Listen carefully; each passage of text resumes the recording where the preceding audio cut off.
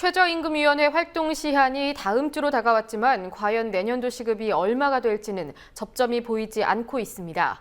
사용자 측 위원은 9년째 연속 동결을, 노동자 측 위원은 최저시급 1만 원 현실화를 주장하고 있는데요. 공익위원이 제안한 최저월급 병기 사안이 새로운 쟁점으로 떠올랐습니다. 이 사안 취재한 김현주 PD와 상세히 짚어보겠습니다. 안녕하십니까? 네. 최저임금위원회에서 노동자의 시급 그리고 월급을 병기하자 이런 안이 나왔는데요. 구체적으로 어떤 내용입니까? 네, 최저임금을 발표할 때 시급뿐만이 아니라 주휴수당을 포함한 월급도 함께 발표하자는 겁니다. 고용주가 시급만 주고 주휴수당을 안 주는 경우가 많은데요. 시급과 이 월급을 병기하면 주휴수당을 떼먹는 일이 줄어들 것이라는 주장입니다. 올해 최저임금 5,580원을 기준으로 시급만 받을 경우와 시급만 받을 경우와 월급에 주휴수당을 포함한 월급을 받을 경우를 비교해 보겠습니다. 예.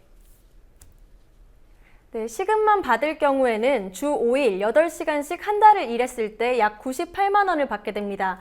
화면에 나오는 거 보면 월급이 98만 2,080원이라고 나와 있습니다. 예. 하지만 하루치 임금인 주휴수당 44,600원을 4주에 걸쳐 받을 경우 월급은 116만 원으로 올라갑니다. 주휴수당 17만 8천 원만큼의 월급 차이가 나는 것을 보실 수 있습니다. 시급과 월급을 병기해 발표하자는 안은 어제 열린 최저임금위원회 6차 전원회의에서 공익위원들이 제안했습니다.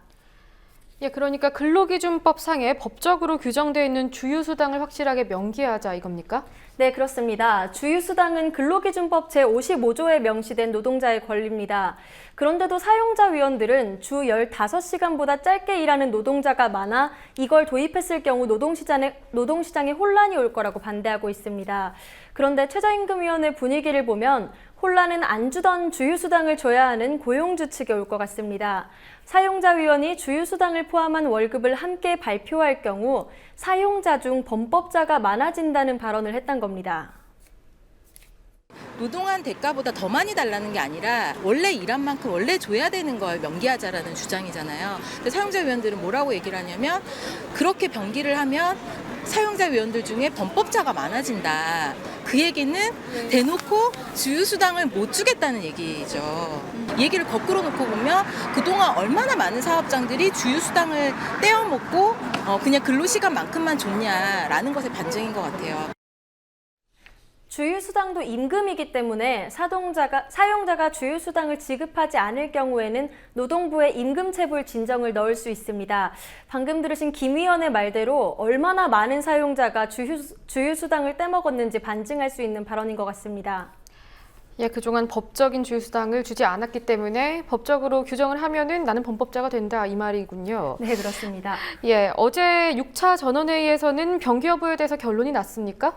결론이 나지 않았습니다. 내일 오후에 세종시 최저임금위원회에서 열릴 7차 전원회의에서 합의를 일단 시도해 보고요.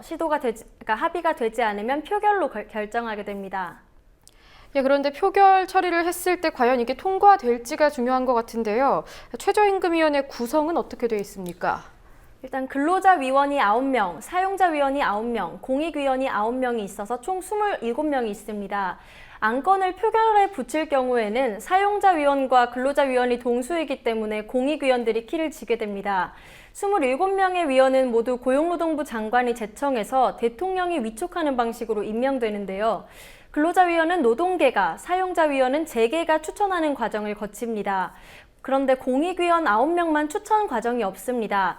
이렇기 때문에 정부가 공익위원을 정할 수 있어서 정부 기조와 비슷한 성향의 인사를 선정할 가능성이 높습니다. 이 때문에 양대 노총은 최저임금 결정을 주도할 공익위원이 어떻게 선정되는지 그 기준을 밝히라고 요구하고 있습니다. 공익위원들이 어떻게 선정되었는지 여기 있는 최저임금위원들은 모르고 있습니다. 그래서 최저임금위원회에 제도 개선을 강력히 양대 노총과 최저임금 연대가 주장을 하는 것입니다. 예, 현재 고용노동부의 기조대로라면 사실상 반노동적인 발상을 하고 있다 이런 비판이 나오고 있는데 선정 기준이 좀 명확히 밝혀져야 할 문제인 것 같고요. 가장 핵심적인 사안인데 최저임금 수준에 대한 합의도 여전히 이뤄지지 않고 있다고요. 네, 그렇습니다. 사용자 위원들은 5,580원 동결을 주장하고 있습니다. 노동자 위원들은 10,000원으로 인상할 것을 요구하고 있습니다. 9년 연속 최저임금 동결을 주장하는 사용자 위원들은 최저임금을 인상하면 중소자영업자가 힘들기 때문에 동결을 주장한다, 이런 입장인데요. 이에 대해서 오늘 중소자영업자 단체가 사용자 위원들에게 고양이 쥐 생각한다며 일침을 날렸습니다. 600만 자영업자가 가장 고통받는 것은 중소자영업 시장을 파괴하는 재벌이란 겁니다. 저희 같은 경우는 중소자영업자들은 노동자들의 임금 인상을 절대 반대하지 않습니다. 왜냐하면 노동자들은 소비자이기도 하고 전국에 있는 자영업자를 제외하면 나머지는 노동자 농민들입니다. 이들의 생존이 향상되고 생존권이 향상되고 소비 능력이 향상되는데 우리가 반대할 이유가 뭐가 있겠습니까? 오히려 재벌들이 중소자영업자들을 수탈하고 노동자들을 수탈해서 자기들의 곳간을 채움으로 인해 가지고 소비시장 자체를 붕괴시키는 이런 현상 자체를 저희는 근본적으로 반대합니다.